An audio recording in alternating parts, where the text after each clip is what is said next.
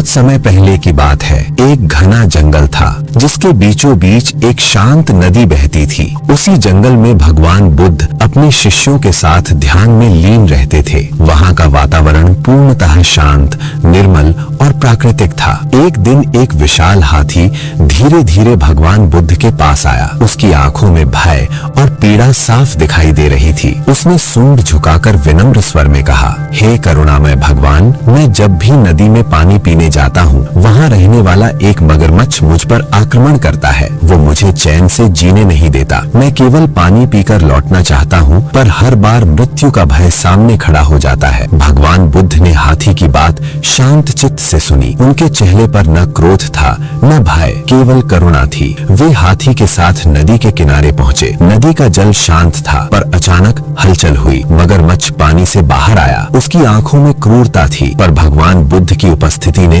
उसे ठिठका दिया। भगवान बुद्ध ने धीमे पर प्रभावशाली स्वर में कहा, ये नदी, ये जल, इसके किनारे खड़े पेड़ पौधे और इस धरती पर रहने वाले सभी जीव, ये सब प्रकृति की अमूल्य धरोहर है। जल किसी एक का नहीं है। ये हाथी भी जीवित रहने के लिए पानी पीता है और तुम भी इसी प्रकृति का हिस्सा हो। किसी दूसरे के जीवन को भय में डालकर अपना जीवन जीना अधर्म है। सभी प्राणियों को जीने दो जैसे तुम स्वयं जीना चाहते हो। भगवान बुद्ध के वचनों का गहरा प्रभाव हुआ। मगरमच्छ का क्रोध शांत हो गया। उसने सिर झुका लिया और बिना किसी हिंसा के वापस जल में चला गया। उस दिन के बाद हाथी निडर होकर नदी से पानी पीने लगा। मगरमच्छ ने भी किसी निर्दोष प्राणी को हानि नहीं पहुंचाई।